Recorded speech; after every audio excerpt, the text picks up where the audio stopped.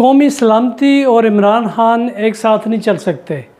Senior सहाफ़ी मुजीबुर शामी ने एक टीवी प्रोग्राम में इस कौमी सलामती और शख्सियात के साथ न चलने और ख़ासकर उन रहनुमाओं के साथ न चलने जिनकी एक पूरी हिस्ट्री है, जिनके बारे में इस्टेब्लिशमेंट हमेशा से बयान करती रही है कि कौमी सलामती और ये साथ नहीं चल सकते। ख्वाह वो बेनज़ीर थी, ख्वाह वो नवाज शरीफ थी, ख्वाह वो जुल्फ़िकार अली भुट्टो थे। उन्होंने पीछे एक पूरी कहानी बयान की है और उन्होंने बताया है कि कैसे इस मुल्क के साथ खिलवाड़ किया जाता है और वोट जो लेके आते हैं उनके बारे में बताया जाता है कि ये कौमी सलामती के साथ नहीं चल सकते। उन्होंने सवाल उठाया है, ये जो लोग करोड़ों वोट लेके आते हैं वो कौमी सलामती के साथ कैसे नहीं चल सकते, ये मुल्क को आप किस तरफ ले जा रहे हैं।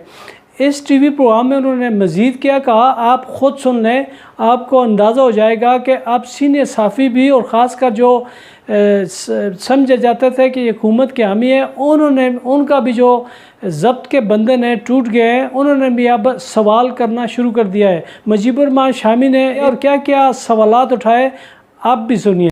अब इसको एक नई शक्ल दी गई है कि इमरान खान या तहरीक इंसाफ और पाकिस्तान की सलामती, तहरीक इंसाफ या इमरान खान पाकिस्तान की सलामती के साथ नहीं चल सकते। तो जब ऐसी सूरत हाल हो तो जिसके हाथ में डंडा हो, जिसके हाथ में ताकत हो, फिर काम भी उसी का होता है, फैसले भी उसी के माने जाते हैं। हम कान दाएं हाथ से पकड़ें या बाएं हाथ से पकड़ें, इधर की बात करें या उधर की बात करें, पूरे पाकिस्तान की पूरी तारीख हमारे सामने है। हमने कहा शेख मुजीबुर रहमान और कौमी सलामती साथ नहीं चल सकते। फिर हम शेख मुजीबुर रहमान को ऐसे टकाने लगाया कि कौमी सलामती भी साथ ही उसकी नजर हो गई। फिर हमने नारा लगाया कि भुट्टो और कौमी सलामती एक साथ नहीं चल सकते। फिर कहा कौमी सलामती वली खान एक साथ नहीं चल सकते। उससे पहले कहा कौमी सलामती और मौलाना मौदूदी एक साथ नहीं चल सकते। फिर कहा कौमी सलामती और अयूब खान साथ नहीं चल सकते। वो कौमी सलामती और मोहतरमा फातिमा जना साथ नहीं चल सकते। कौमी सलामती और जनाब नवाज शरीफ साथ नहीं चल सकते। कौमी सलामती और आसिफ अली जरदारी और बेनजीर भुट्टो साथ नहीं चल सकते। ये कौमी सलामती का इस तरह के नारे लगाकर हमने जो हुलिया बिगाड़ा है, जो उसको तार किया है और जो दाग किया है, उसको हम कब तक जो है उसको दोहराते रहेंगे और दुनिया में तमाशा बने रहेंगे कि जिसको लोग वोट देते हैं, जिसके साथ करोड़ों लोग खड़े होते हैं, वो गद्दार हो जाता है, उसे कौमी सलामती को खतरा होता है। कि हमने कैसा मुल्क किया है हमारा कि यहाँ जो है मेजोरिटी जो है वो उससे खतरा होता है मुल्क को। तो तमाशा ये खत्म होना चाहिए। हमें आईन के साथ खड़े होना है। हमें आईन जो है वो सुप्रीम कोर्ट को ये इख्तियार देता है, ये हक देता है, उसका फर्ज करार देता है कि वो कॉन्स्टिट्यूशन की तशरीह करे, फैसला करे और हर अदारा उसके फैसले का पाबंद है। ये क्या हुई बात? और किसमें जरूरत है कि सुप्रीम कोर्ट का फैसला न माने? कैसे नहीं मानेंगे?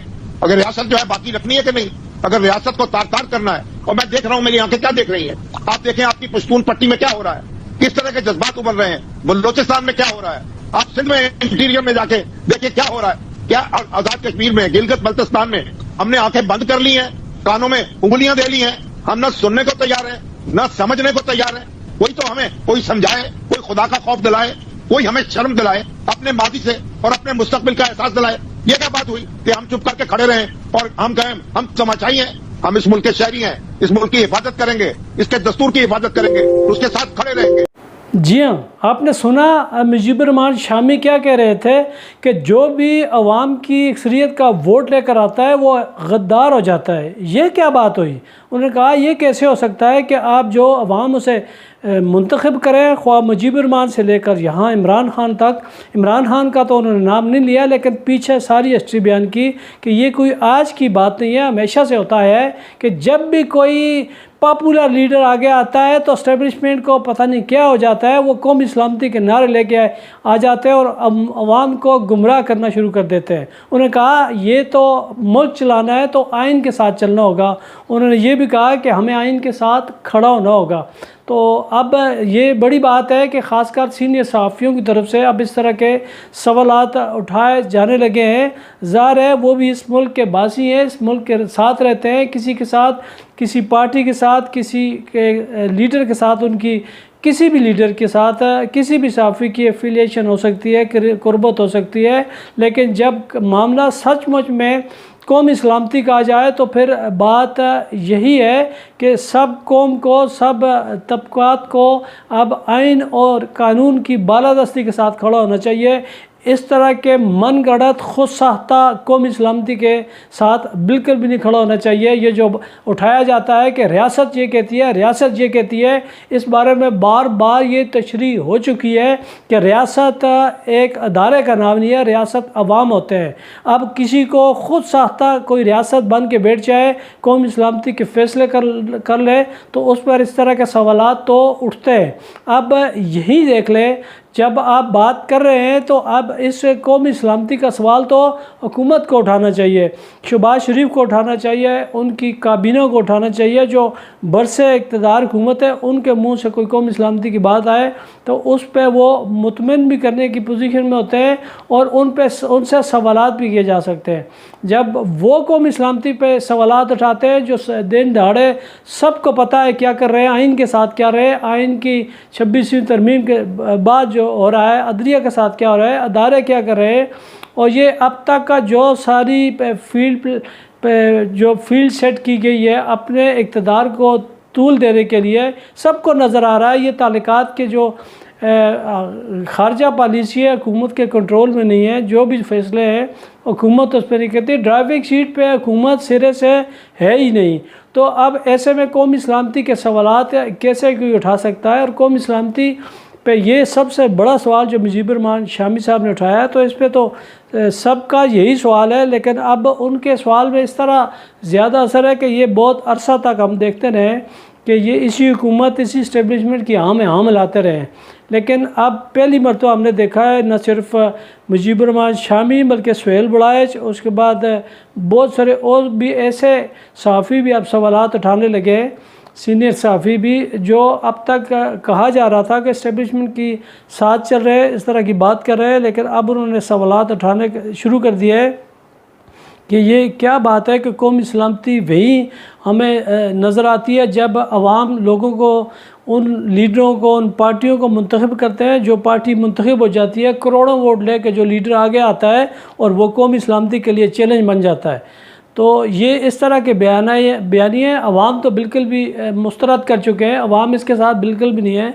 हमने पिछला भी सूरत हाल भी देखी थी, अब भी देख रहे हैं। अब तक की जो पॉपुलर जमात है वो पाकिस्तान तहरीक इंसाफ है, और अब तक के जो पॉपुलर लीडर हैं वो जो कैदी नंबर 804 हैं जो अडयाला जेल में पाबंद सलासल कर दिए गए हैं, वो मन गढ़ंत मुकदमात, और ख़ासकर 9 मई के उन मुकदमात जिनमें अब पंजाब असम्बली के अपोजिशन लीडर को भी सज़ा हो गई, इस तरह कई MNA को भी सज़ा हो गई, और इंसदाद दहशतगर्दी अदालत की सज़ाओं के बाद उनकी डीलिस्ट भी कर दिया गया है, उनकी रुकनीत भी ख़त्म कर दी गई है, और इस तरह एक लंबा सिलसिला चलने वाला है।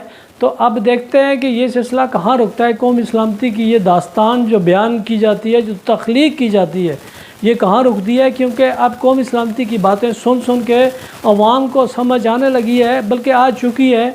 अब जबर से कब तक किसी का रास्ता रोक सकते हैं? अब ये कौमी सलामती पे सवालात तो अब न सिर्फ सीनियर सहाफ़ी अब उठा रहे हैं, बल्कि पहले से उठ रहे थे। अब इन सवालात को मज़ीद तक़वीत मिल रही है कि लोग अब पूछ रहे हैं कि ये जो कौमी सलामती की आप बात करते हैं, इस कौमी सलामती का हमें भी नज़र आना चाहिए। खैबर पख्तूनख्वा ले लें, बलूचिस्तान ले लें, अब जो नई जो खैबर पख्तूनख्वा में जो नई सूरत हाल पैदा हो रही है, खाना जंगी की सूरत हाल है, और एक कबाइल के साथ एक माजर आई है जो कितनी ख़तरनाक है। ये जो वो गिरे हैं जो आप हाथों से लगा रहे हैं और कल ये दांतों से भी शायद ना खुल सके, तो इस तरह की कौमी सलामती क्या है? हमने उन मादनियात को, अगर ज़खायर को अमेरिका के हवाले करना है या उनके साथ कोई मुआहदे करने हैं, अगर आपने समझते हैं कि ये मुल्क के वसी तर मुफाद में, तो उसका कोई और रास्ता भी है। इस तरह बंदूक के ज़ोर पे शायद इस तरह लोगों को मनाया नहीं जा सकता, इस तरह अपना मौक़िफ़ बयान नहीं किया जा सकता। अगर समझती है इस्टेब्लिशमेंट कि ये जो सारा सूरत हाल हो रही है या ये मुल्क के वसी तर मुफाद में कोई फ़ैसला हो रहा है, तो उसके लिए बैठ के बात करके सब जो फ़रीक़ैन हैं उनको कायल करने की ज़रूरत है। अब ये सारी सूरत हाल इसी तनाज़र में है कि जब मुल्क में मसाइल जन्म ले रहे हैं, सिक्योरिटी के मसाइल जन्म ले रहे हैं, और वो सिक्योरिटी के मसाइल दहशतगर्दी के हवाले से तो काबिल कबूल हैं, लेकिन जब वो सिक्योरिटी के मसाइल जब आवाम की तरफ आएंगे, जब आबादियों की तरफ आएंगे, जब आम आवाम से टकराव होगा तो सवाल तो पैदा होगा।